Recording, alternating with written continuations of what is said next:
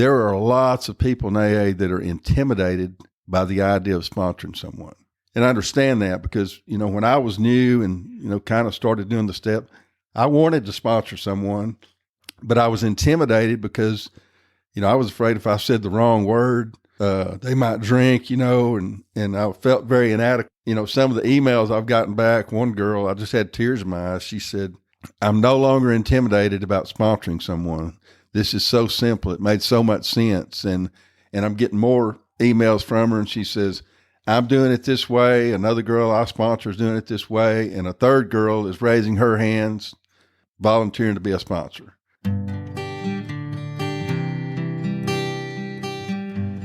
Well, hello, friends of Bill W. and other friends. You have landed on Sober Speak.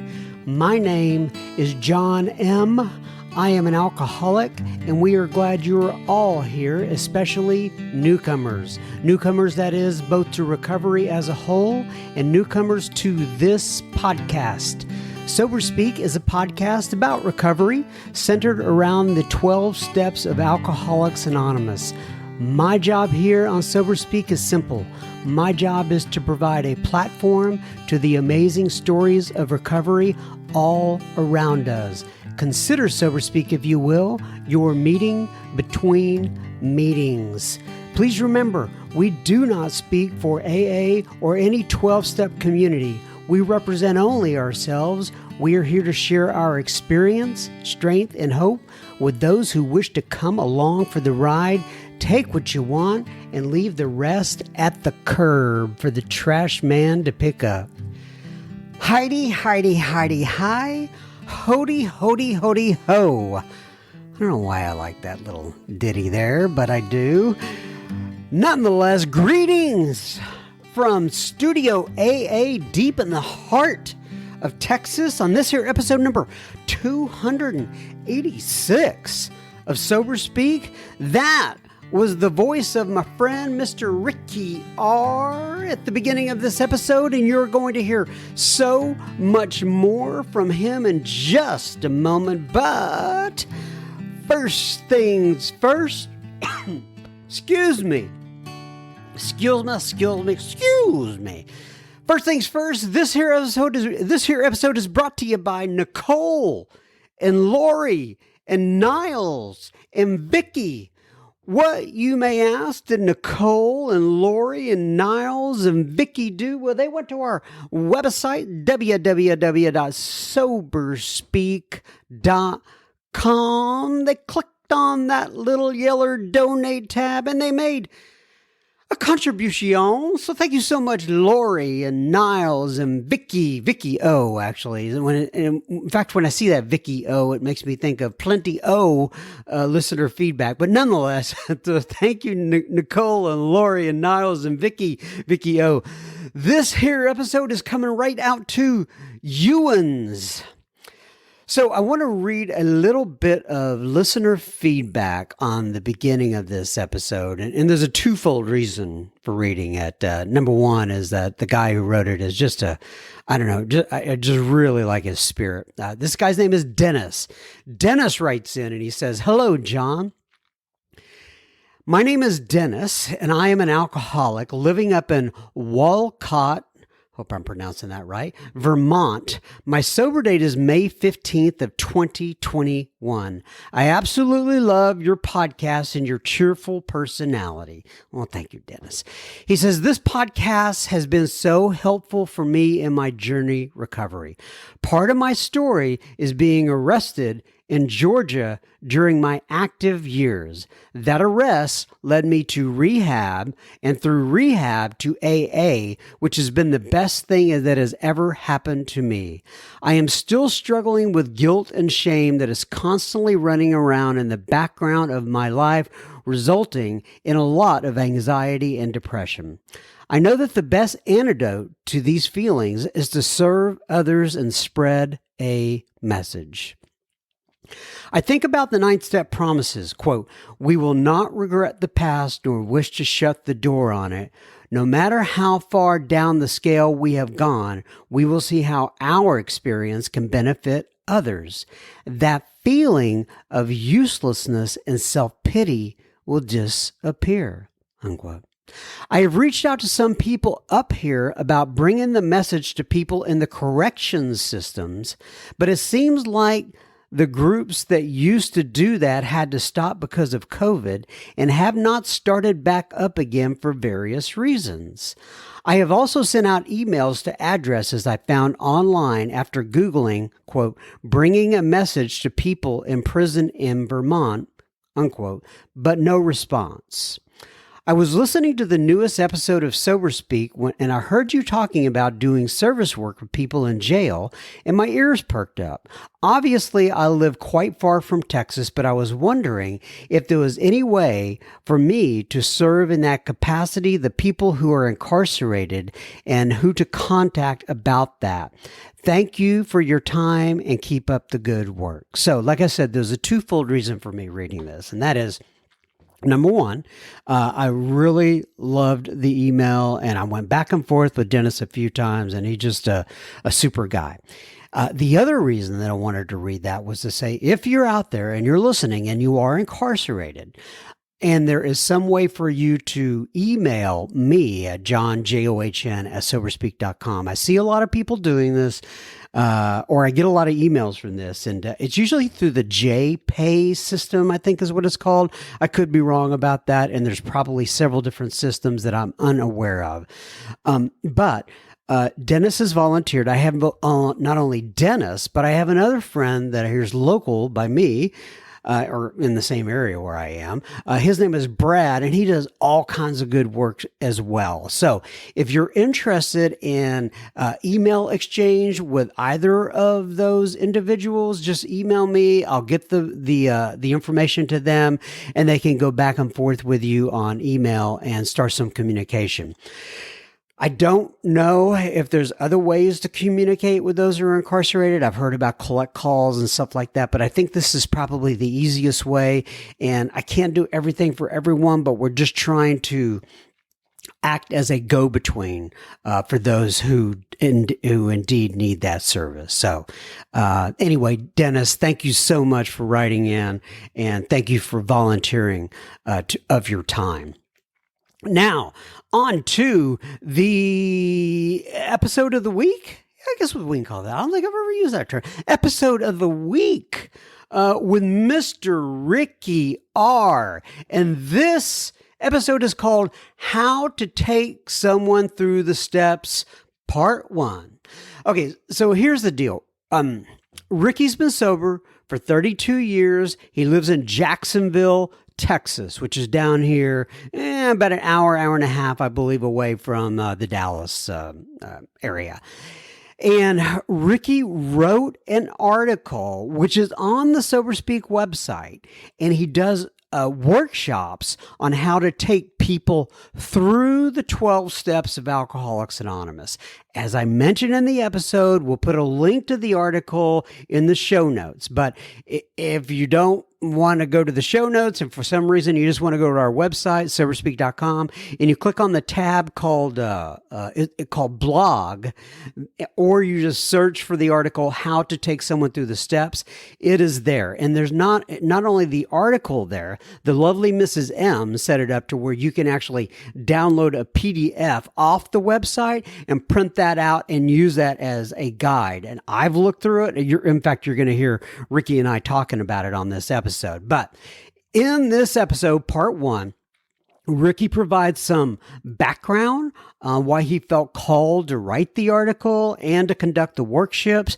He talks about a brief history of sponsorship, where it came from, what the idea was originally, and several other things. He talks about the objective of actually sponsoring someone. You ever thought about that? What's my objective here? What are we trying to do with this man or woman in terms of, what's the next steps here? What are we doing? So he talks about that and how to be a sponsor and not be intimidated and much more. Now, keep in mind, next week, we're going to follow up with part 2 of our discussion with Ricky. And I want you to know also, and we talk about this, I think it's mainly in part 2, but I can't remember for sure. Ricky has a workshop coming up on, let me look here. Oh, here, see that? That's an actual flyer What's the difference between a flyer and a piece of paper with information on it? I don't know. I think it's basically the same thing. But I'm reading this piece of paper with information on it, also known as a flyer, AKA. Notice how I did that there? Put in the little was it an acronym? No, that's when you're afraid of spiders or something like that. No, that's agoraphobia. What is it called? An acronym, not an acronym, an acronym. But I'm so sorry.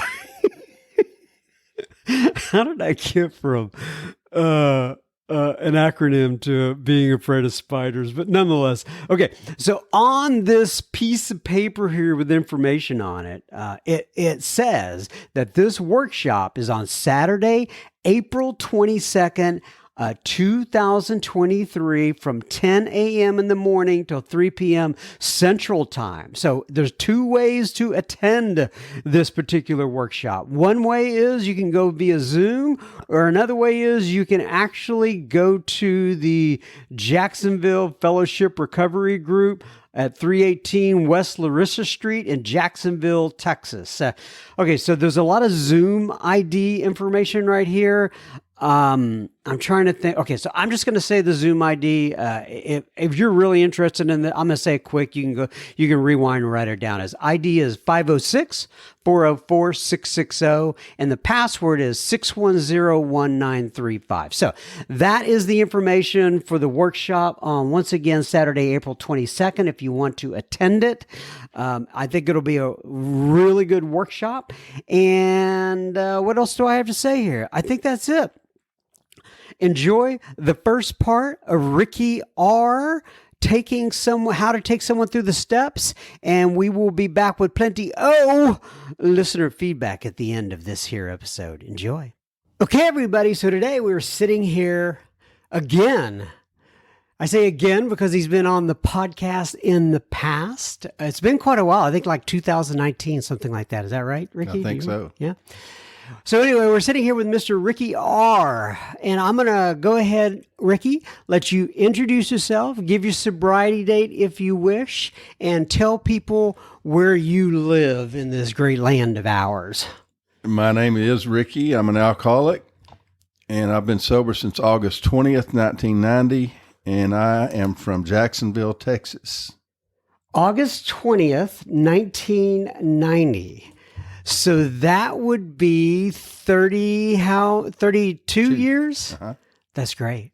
32 years. And you live in Jacksonville. Yes. And Jacksonville is out there in that Tyler area, if I'm not mistaken. Am I Yes. right? Uh-huh. Yeah. And we actually have a guest today in the room here with us. And I want to go ahead and mention his name. Why don't you come on up to the mic here real quick? Just say your name and introduce yourself, Carter. Get close to the mic there. I'm Carter. I'm also from Jacksonville, Texas, and my sobriety date is December 5th of 2019. Thanks, Carter. So Carter and Ricky, how do you guys know each other, Ricky? Well, we're both drunks for one thing, and I happen to be Carter's sponsor. That's great. He's my road buddy. Yeah. So they have traveled from Jacksonville, up here to Frisco today to come in and do the recording. And I think you guys are going to go see another speaker tonight or something like that. And we just got out of a meeting together. Right. So it is an AA day. Every day is an AA day for me.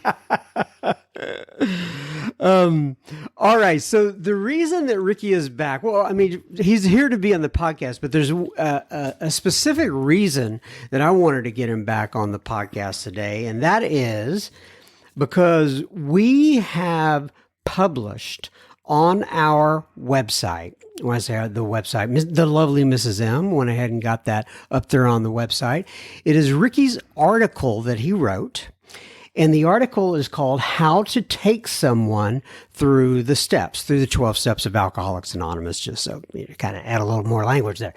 And so Ricky wrote this. He shared it with me. I absolutely loved it. I thought we should go ahead and put it on the website. And then you have actually been doing workshops around this lately as well, correct? Right. Uh-huh. All right. So let me just start with this, and that is to say, what was the What was the genesis? What brought this to mind for you? Where did this come from for you?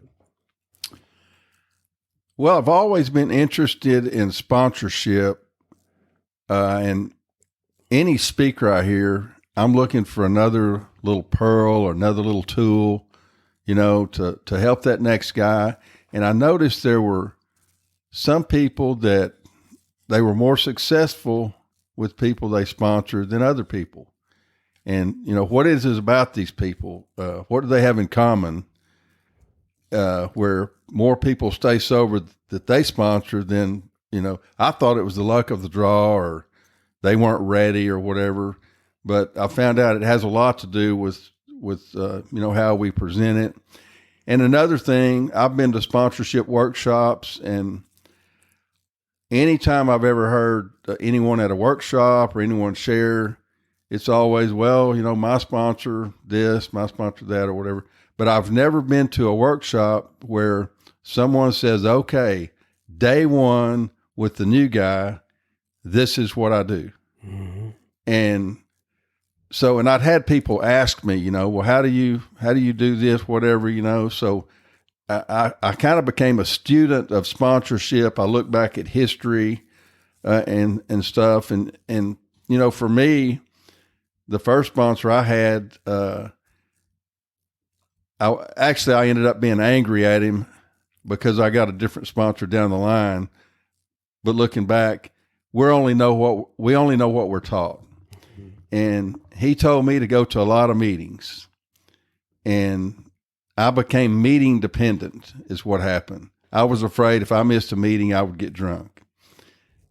Now, Carter's here. He'll nod in agreement. Carter makes probably 2 meetings a week. And if someone's brand new, I don't require them to make any more than that. It's great if they do. But what we want to do is get them in the steps, get the steps done very quickly. It's very, very simple. And I'm getting feedback from some of the people that's been in the workshop that I get tears in my eyes because of the results I'm hearing from them. This has been the most meaningful thing I've ever done since I've been in Alcoholics Anonymous. Wow. Okay, so you mentioned there. Okay, so let me go back though. I understand what you just said, and what I'm wondering though, was there some sort of moment or some sort of event that catapulted you into actually putting together the document that you put together, along with starting this whole process? Well, I'll tell you the main thing. I started noticing guys that when you're sober 30 plus years, I don't know if it's your experience, but I tend to have people that are 10, 15, 20 years come ask me to sponsor them, right. And generally, they're not going to change anything they're doing. They're going to keep doing what they do. But a lot of them, most of them, they had little or no experience sponsoring someone. And carrying the message is one of the 12 steps. Mm-hmm. I may be doing 11 steps if I'm not doing that one, but I'm not doing the 12-step program. So I planned on having a workshop, and here's what I did. I told everyone I sponsor, I said, okay, we're going to do this workshop, and you will be there. There's no saying, no, I can't make it. You change plan, you do whatever you got to do. You're going to be there, and you tell everyone you sponsor, they've got to be there, and tell them to tell everyone they sponsor, and they've got to be there. So it started out as just kind of our lineage, and it was to show these guys who hadn't sponsored or had not ever been successful with anyone they sponsored, how to take someone through the steps and do it in a rapid fashion to where, guys recover from alcoholism very quickly. It does not take long at all. So you talked there about the history of sponsorship. Talk to me a little. Hold on, but before I go there, I want to read something in this article that You're right. And when I say in this article, I'm going to put the link to this article in the show notes. If you go to the Sober Speak website, you can see it there. If you put in the keywords, how to take somebody through the steps, it's there as a blog. Is there other places they can find it online? Do you have it online anywhere else? No, I don't. But we will be doing a workshop online that'll be on Zoom. Okay. So I'll put any information like that in the show notes. I don't know exactly when this is going to be released, so we'll have to talk about that and coordinate it. But right at the beginning of this article, it says, well, it has a quote from Bill Wilson, and then right after that it says, the goal of this presentation is to replicate what the founders did with the same sense of urgency. With the exception of making amends, Bill Wilson took the steps while hospitalized. He was in the hospital for 7 days. So you're right. I've been to meetings where I hear people say stuff like, and it makes me cringe a little. And this is just me, right? And I think different things work for different people. But I've heard like things like first step, first year, and I go, oh my goodness, that scares me for the individuals and for the people that are telling them that. Sure. And once again, that's just me, right? It may have worked for somebody else, but anyway, as you know, that's just concerning. But when you wrote this about Bill Wilson taking the steps while he was hospitalized, what was your thought process? What were you trying to tell people? That it doesn't take long at all to do this and to recover from alcoholism, if done in a very simple way. At best, our book says in the forward to the second edition, of those who came and really tried, 50% got sober at once and remained that way. Mm-hmm. And so at best, if we had sponsorship down, I guess, to perfection, you're only going to have 1 out of 2 stay sober. But see, I can't handle failure. So that one that didn't get sober, I want to change something. I want to do something different next time. And I end up doing a lot of stuff they've already tried back in the 30s that didn't work. So if I just stick to what they did, it works. And I'll tell you one thing I see a lot happening, and I even had a sponsor do this with me. Some new people, they aren't sure if they're powerless over alcohol or not. So Carter and I talked about it. We tend to complicate things. And I believe as sponsors, we tend to complicate sponsoring also. So if someone doesn't feel they're powerless over alcohol, first of all, they don't know what that means. Then a lot of the time you'd say, well, what about people, places, and things? We're not talking about that in the program of Alcoholics Anonymous. I am not powerless over people, places, and things. In the big book, it tells me how to deal with people, places, and things. It does not tell me how to deal with alcoholism. It tells me how to recover by doing something almost totally unrelated. So we recover from alcoholism, and we have the tools to deal with people, places, and things. And so that's our only focus in step 1. I don't care if the guy does a pound of drugs every day or he's an overeater, any other problem. We're dealing with one thing and one thing only here. I want to know, is he powerless over alcohol? So you talked a little bit about the history of sponsorship. You went back and looked at the history. Tell me a little bit about what you found. Well, it kind of evolved. It's kind of comical now.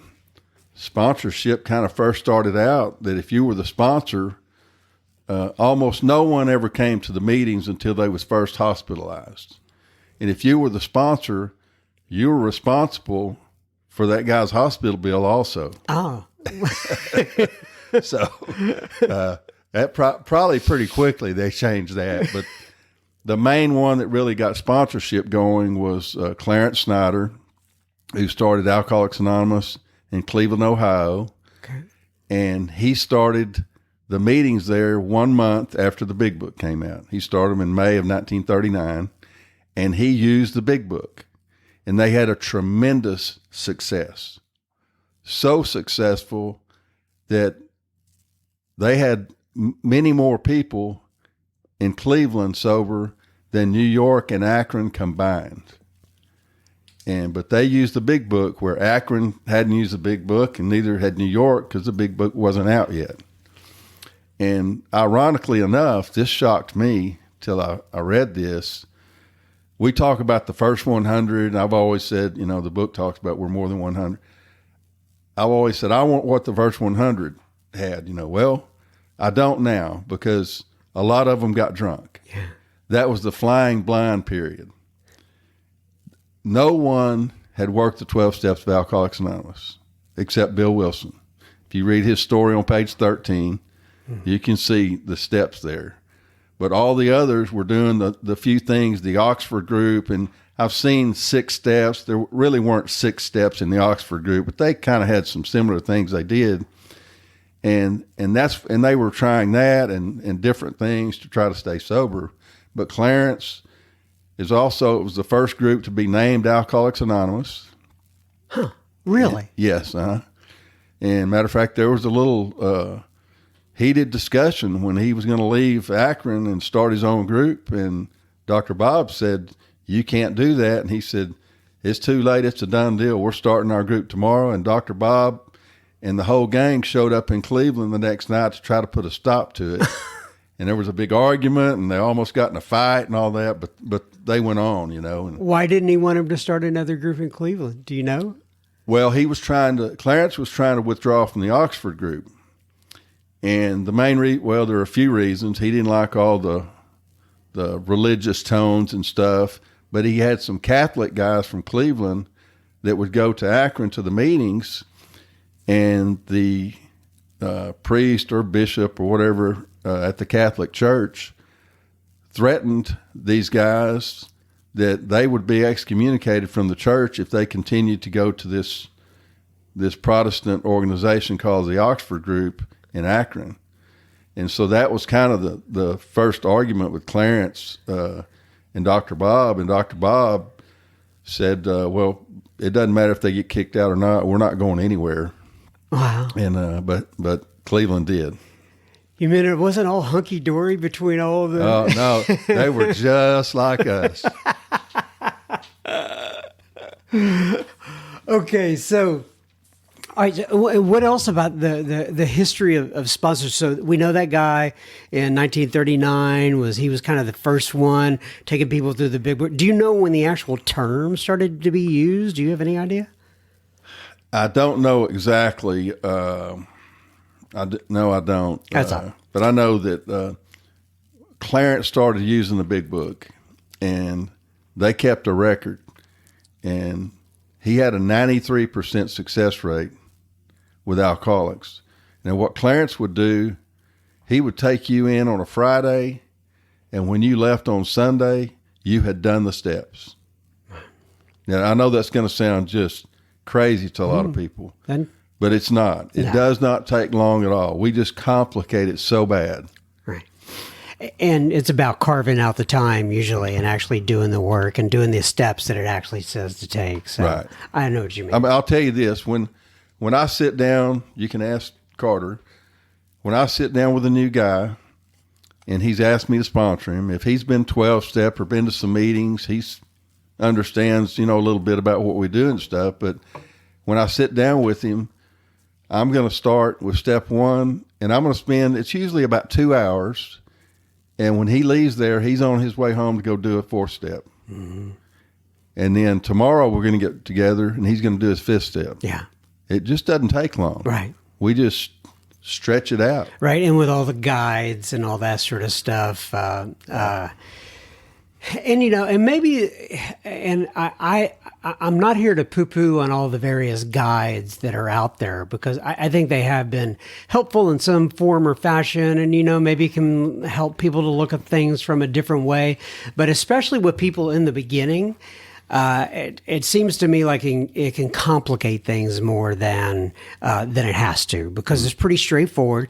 And like you have it detailed here in your article about what you need to say to somebody, when you need to say it to them, and taking them along that road. So it sounds to me like you're implying, and I've heard this talked about many times, is that the message has been diluted over time. Oh, yeah. And what do you think why do you think that's happened?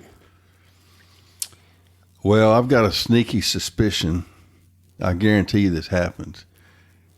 Back when they first got going, and these guys were doing these steps very quickly and recovering from alcoholism, and now they're going out and helping someone else, Joe Blow came in, and when it got to the fourth step, he says, "I'm not doing that." And they kept trying to convince him, and he said, "I'm not doing that." So he finally got miserable enough after 4, 5, 6 months, and he did it. So here's what happened. John Doe comes in later on, and he's looking at that fourth step, and he said, I really don't want to do that. Joe Blow says, "You don't have to do that. I didn't do it for 5 or 6 months." Yeah. I could just see that happening, Mm-hmm. And then over time, I mean, I would say we have less than 5% of our membership who read the big book on a daily basis. Mm-hmm. Now, we'll read the daily reflections, we'll read all this other stuff, but we don't read the program of recovery, the message we're supposed to be carrying to the new person. So we get all this stuff, and it just, one of the reasons they wrote the big book, they didn't want the message to become garbled. And it gets very garbled. And, something I saw at a meeting earlier today, everybody was talking about using the slogans to stay sober. That's not what they were meant for. It was meant for the new guy to do these steps very rapidly, and slogans are actually a temporary fix from my selfishness, just like an AA meeting is. I remember thinking, man, I need a meeting so bad. In hindsight, I know now what I needed was an hour to relieve me from my selfishness, because those character defects, which are my selfishness, cause all that discord and unhappiness and anger and all that sort of stuff. And of course, I think it's the outside world, and I think I'm running into a meeting to escape the outside world, when what I'm doing, I'm escaping what's between my ears, because when you're sharing, I'm listening to you and I'm not thinking about all that stuff. Right. When I'm sharing, I'm trying to be helpful. I'm not thinking about all that stuff. Mm-hmm. So I'm getting a 1 hour relief from myself. Mm-hmm. That's why when I felt good in meetings, and when I left the meeting, it seemed like about 30 minutes after I was gone, that feel good was gone, and I'm back into the same old stuff, Right. Very interesting. Yeah, I love that. Okay, so there's also something in this article that I saw that I liked, and you talk about how in the beginning most of us sponsor just like we were sponsored because it works. Sure. So talk to me a little bit about that. Well, you'll hear most all of us say, well, I carry the message to the next guy just like it was carried to me. And my question is, why would you do that? Well, because it worked. That's why. Mm-hmm. But what if it took you 6 months or a year or 3 or 4 or 5 years to do that? In that process, there's going to be lots of struggles. And our struggles and the severity of our struggles are usually always related to or caused by the length of time it took us to do the steps. I've been watching these new guys and doing this. They come in, and in a couple of weeks, they're loving life. They come in and say, man, my job is great. Mm-hmm. I love my job, and my wife and I are getting along so great. They're not coming and complaining, like I did, when I got sober. I was 2.5 years sober, and had a failing marriage that was worse than it was when I was drinking. And I changed sponsors, and I had a sponsor that he believed in this. You know, he took me through the book and had me do what was in the big book and nothing else. And it literally changed marriage, finances, everything else, you know. So that is kind of your, I would say your inspiration for why you do the things you do nowadays with sponsorship. Yeah, because I've had it, you know, both ways. I've had it where it's the passed down word of mouth message. You know, something else. I mean, we all cling to this thought that, and it's in the big book, I carry my experience, strength, and hope. Well, yeah, I do that, but that was never put in the book till 1976 when the third edition, it's in the forward to the third edition. Mm-hmm. It says it in the preamble, experience, strength, and hope. Well, that was put in the preamble in 1947. But on page 89 of our big book, it says, carry this message, exclamation mark. So I'm not just going to carry my experience, strength, and hope like to Carter. I don't want Carter to have my experience. I want Carter to do the work that's Alcoholics Anonymous, that's laid out in the book, where Carter can have his own experience. And, you know, and it just occurred to me also that, you know, back in the beginning, you know, we're very fortunate that, at least I am, like where I live here in the DFW area, you know, you can go to a meeting, you can go to 3 meetings a day if you want, right? But back in the day, they were, you know, you had to drive a long way to get to one, and maybe it'd just be for like one night a week, whatever the case may be. And you know, so they had to depend more upon carrying the message and the spiritual work and doing the steps versus actually going to meetings. And I love meetings, right? And I'm not knocking meetings. And I go to a lot of meetings. I enjoy them. However, the meetings, as you know, without the steps, is a bad recipe. Yeah. If you wanted to be one of the, you know, a slogan you'll never hear me say is meeting makers make it. Our first example,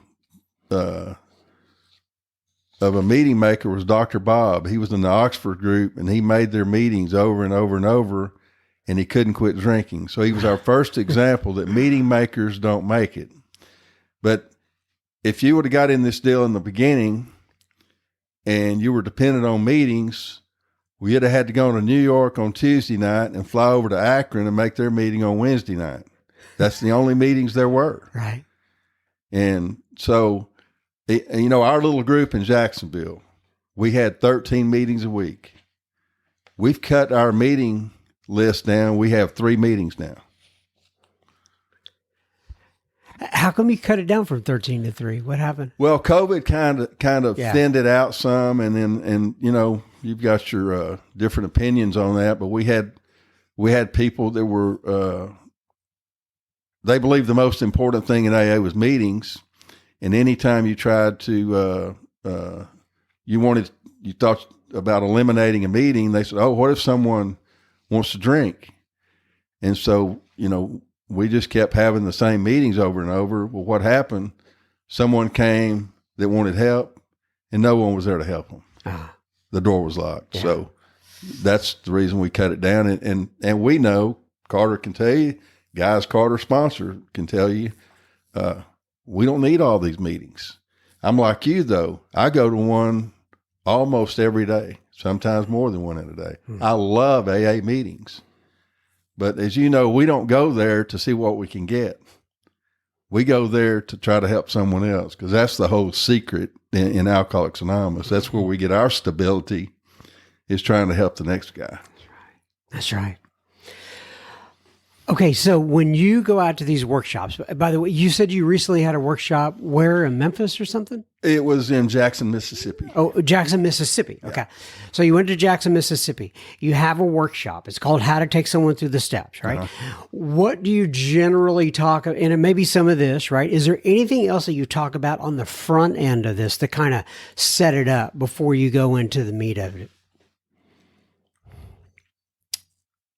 Well, I'll talk a little bit about the history of it and about, here's something I thought was going on in AA. There are lots of people in AA that are intimidated by the idea of sponsoring someone. And I understand that because, when I was new and, kind of started doing the step, I wanted to sponsor someone, but I was intimidated because, I was afraid if I said the wrong word, they might drink, right. and I felt very inadequate. And my sponsor says, go ahead and do it because you're gonna kill the first 4 or 5 anyway. So, but that was one thing, and that was true. I had several people, some of the emails I've gotten back. One girl, I just had tears in my eyes. She said, I'm no longer intimidated about sponsoring someone. This is so simple. It made so much sense. And I'm getting more emails from her, and she says, I'm doing it this way. Another girl I sponsor is doing it this way. And a third girl is raising her hand in meetings, volunteering to be a sponsor. Wow. And so it's so gratifying and, to see people do it, Yeah. So, when people come, okay, so I can tell you, I get a lot of emails, a lot of messages, a lot of all kinds of stuff through the podcast here. Mm-hmm. I would say the majority of those are, and it's interesting because this is a different spin on it. The majority of what I receive are, how do I pick a sponsor? And where do you find a sponsor? But I don't hear a lot of people asking me, how do you sponsor? Which is kind of interesting. And that's why I like this particular spin on it. When you have somebody who asks you, where do I find a sponsor? How can I find a sponsor? Maybe they're not, in your local area or something like that. They're up in, Wyoming or wherever they are. What do you tell them to look for? Well, I haven't had anyone ask me that. I mean, maybe, how do I get a sponsor or whatever? If they were out of state or whatever, I would tell them to get on the Zoom meeting we do. There's plenty of people on there that could sponsor them. So that leads me to, and that's another thing. You're going to have to send me the link to your Zoom meeting. Okay. Because I know you and Gary K are on there. Yeah. Ricky C, who we just saw over at the meeting. There's a lot of people that get on there. But so, and I know we're doing this on the fly, but if you were to tell somebody to look for particular characteristics when they're, first of all, pray about it, right? And then look for a particular characteristic of an individual to ask to be your sponsor. What kind of characteristics do you think they should look for? Well, one of them would not be length of sobriety. Mm-hmm. That sounds kind of weird. Mm-hmm. I'll tell you that the most unhappiest humans, not AA members, the two most unhappy humans I've ever met in my life were old timers and Alcoholics Anonymous. Mm-hmm. So I would say, look for someone, we always say, look for someone that has what you want, and not their financial status or that sort of stuff, but, a person that seems to be happy, joyous, and free, that are living life successful, that problems aren't bogging their life down constantly. That's what I wanted when I would pick a sponsor. For me, I ended up looking for somebody eventually, and I didn't really know this is what it was going to be. Well, let me phrase it this way. The sponsor that I eventually got, and his name is Bob, and I've had him since 1989. The guy that's ended up sponsoring me, I could tell he knew something about the big book. I could tell he knew something about the steps. I could tell he had gone through the steps. He was sponsoring other people, and he was the guy who ended up taking me through the steps. And after that, I didn't have to have a drink after that point. And for me, like I said, everyone's different, but it was that he had gone through that big book and he knew about it and he knew about the steps. And that's the program. Yeah. Yeah. And I wouldn't find someone I could relate to. I'd find some maybe that I could not relate to. Someone that's not unhappy, miserable, and wants to drink. And if I've been married and divorced 6 times, I don't need to find someone that's been married and divorced 6 times. Someone that's never been married might work. I've seen in our little group there, I've seen an ex-convict sponsor a prison guard. Yeah. I sponsor a pulmonologist. Yeah. I sponsor a pharmacist. Mm-hmm. I just need a lawyer now to sponsor, and I think I'll be in good shape. The trifecta. But and I'm a car wash mechanic basically. I have a car wash equipment business. Mm-hmm. So these guys, why would a doctor ask me to sponsor them, or a pharmacist? It's not about relating and all that. What they want to do is get well. Mm-hmm. And they want to recover from alcoholism, and they can do it if they just do the work. How do you feel about opposite sex sponsorship? I'll tell you how I feel about it for me. Mm-hmm. I don't sponsor women. And it's not because I don't like women. It's because I do like women. Right. I understand. That's why. And there's something happens in a fifth step.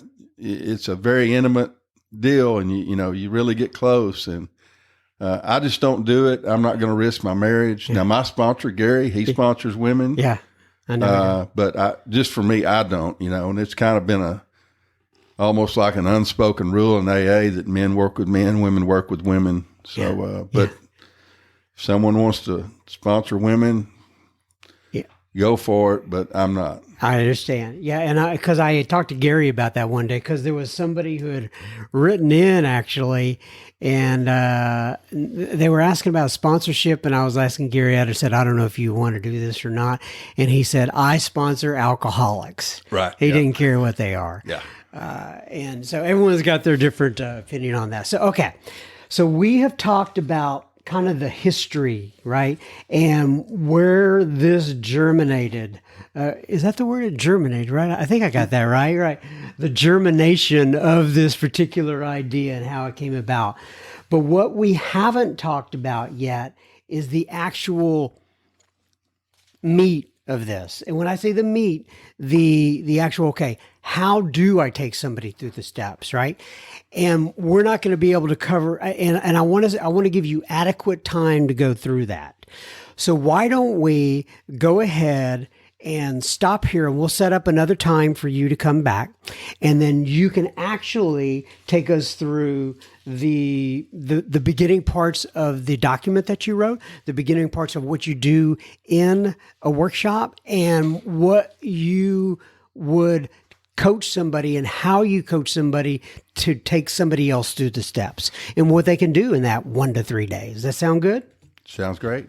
All right. So I'm going to go ahead and read from the Big Book of Alcoholics Anonymous, page 164. And page 164 says, abandon yourself to God as you understand God. Admit your faults to Him and to your fellows. Clear away the wreckage of your past.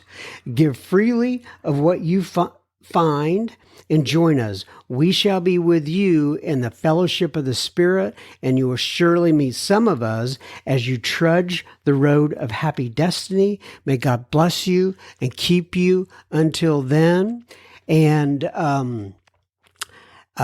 me and Ricky, we'll look forward to, we'll get back together here at some point soon. And once again, Ricky, I thank you for coming in. Thank you. Thank you again, Ricky. And don't forget that I mentioned the sponsorship workshop that he's going to have on Saturday, April 22nd, 2023. And I'm not going to go through all the information again that I went on the first, on the introduction here to Ricky. But if you want the flyer and any information that you can distribute, it's also posted in our super secret Facebook group. So if you are not part of the super secret Facebook group. Well, that is something you need to go look up on your Facebook application. You just look for Sober Speak Secret Group, ask for admission into the group, and we will get you on in there. Or you can email me, john@soberspeak.com, and I will get you the information. I'll copy Ricky on it and get out of the middle and let you guys communicate.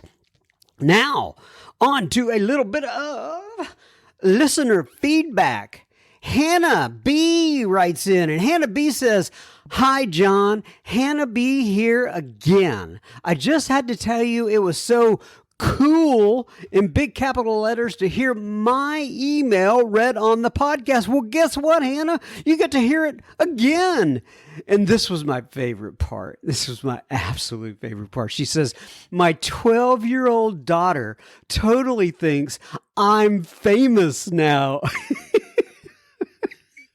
She listens to some of the podcasts with me when I'm taking her to school in the morning. Oh my goodness, I guess that is, anyway, that's so cool. She says, "Your sense of humor totally gets her laughing." Well, that's about the level of my sense of humor, is a 12-year-old, so I'm glad that she relates to me, Hannah. Oh, anyway, she says, "In 5 days, I will have officially reached 90 days. I cannot tell you how much your podcast helps me every single day. Please don't change anything about what you do and how you do it. I'll be honest, it took me a min," that's short for minute for those of you who aren't cool like me, "to get used to the commentary, and I was so close to being one of your episodes of John M. Stinks." Laugh out loud. However, in big capital letters, the more I listened to you, the more I came to totally appreciate your sense of humor and quirky little things that you say. Your interviewees are phenomenal and so encouraging. Now, that is the truth. As I mentioned in my previous email, being a single mom, full-time employee, full-time college student, and attending meetings is a bit challenging. Oh my goodness, I can imagine. She says, "I make 2 a week in person, and then every other day I listen to Sober Speak." Well, I'm going to have to start coming up with more episodes. She said, "It is truly my meeting between meetings." She says, "Anyway, thanks for making me, quote, famous in my daughter's eyes. Oh, and thank you for this podcast, and please don't change a thing. Thank you, Hannah B." Oh, that just made my day. And I just, and if your 12-year-old daughter is listening right now, God bless you too, sweetie. We love you. We need you. We're glad you're listening to us. And thanks for being there for your mommy. And I just think it is fantastic. That brought a tear to my eye when I read that one. Thank you so much. Bill writes in, and Bill says, "Hi, John. I just want to start by saying David G is my go-to speaker. I listen to him often.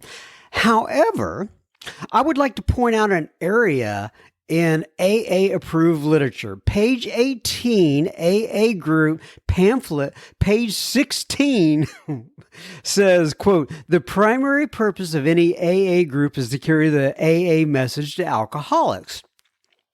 Experience with alcohol is one thing all AA members have in common. It is misleading to hint or give the impression that AA solves other problems or knows what to do about drug addiction." So he's talking about, David had talked about on one of his last episodes about addiction and, how he identifies himself in various meetings and such. Anyway, and then Bill goes on, he says, "Drug use is not an outside issue unless, IMO, I think that's in my opinion, it is all a speaker is sharing about. Drug addiction has no place in AA. Nor should we give the impression that it does. I realize newcomers may not know what the heck they are, but I will in no way say I'm an addict so they feel more comfortable, which I think is what David had talked about. That, in my opinion, is giving the impression that AA knows what to do about drug addiction or other problems. AA is not in the game of, AA is not even in the game of alcohol addiction.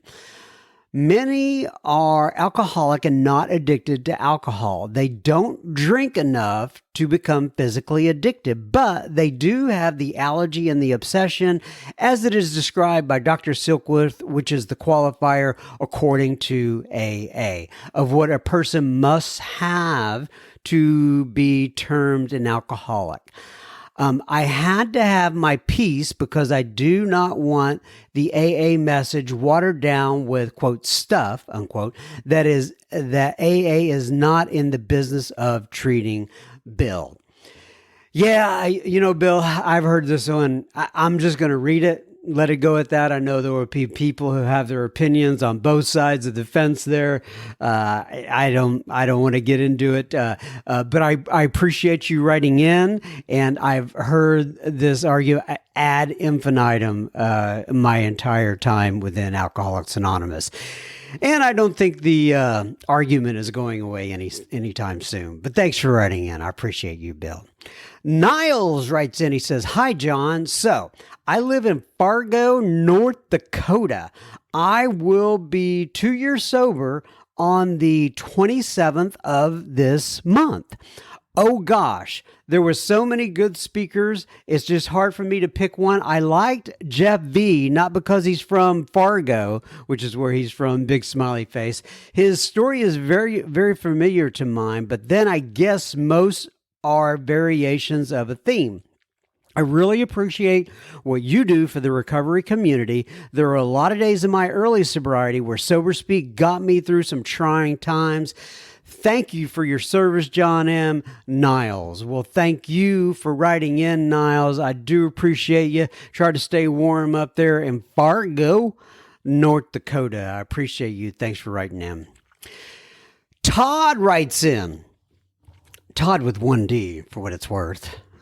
No, probably not worth much. But anyway, Todd D writes in. He says, "Hey, John, it's been my pleasure listening to Sober Speak and supporting Sober Speak these past 4 years. I have 4 years on March 28th. Okay, so I'm looking at when I'm going to release this one. I think this one's going to be released actually at the beginning of April. So, Todd, by the time you hear this on the air, you will have 4 years of continuous sobriety. Congratulations, Mr. Todd." Anyway, he says, "I never told you this, but I got sober on Sober Speak. I didn't start going to meetings until last October. Shame on me. I've always had a lot of social anxiety. The promises are coming true, and most of that social anxiety is gone now. You've always shared inspirational stuff with me. I just want to share something back with you. How I got sober. 4 years ago, when I came out of a 9-day blackout, I was sick and bad, and I realized I couldn't even get out of my bed, my last drunk. I could only get to the floor and crawl around. That lasted for about 3 days. I was telling myself if I kept drinking, this is how I was going to die, and my days are numbered. As I was laying there, a thought came to me after 31 years in and out of the program that maybe there is something wrong with my spirit, the, quote, spiritual malady, unquote, they talk about. It wasn't even a prayer, but I did open up a channel to God. I said, God, if there's something wrong with my spirit, could you help me? I don't even think I got the words all the way out of my mouth, and there was a presence beside my bed. It said, you have to follow my ways. It wasn't a commercial. It was kind of a loving offer. Oh, excuse me. It wasn't a command. It was kind of a loving offer that was telling me he didn't want me to die this way. I felt the love. I said, quote, I would, unquote. As soon as I said that, I started thinking about the God that was going to send me to hell if I didn't get things right. So I changed it because I didn't want to feel his wrath, and I said I would try. Then I just realized I told God I would try. You didn't lie. You don't tell God you're going to try, right? So I was waiting for the hammer to fall, and that is where he got to me. This is where I know my created love me, my creator, I think he meant, loved me and only wanted the best for me. This is where I knew he loved me like a father and that he only wanted to see me prosper. He said, that's all I ever wanted. I passed out crying. He faded away and I've never drank again. And I've never turned my back on him again either. It took me a couple of weeks for me to come out of my last drunk, but it dawned on me. I wasn't thinking about drinking, and I didn't want to drink. I'm not alone anymore. Me and the Creator are back in touch again.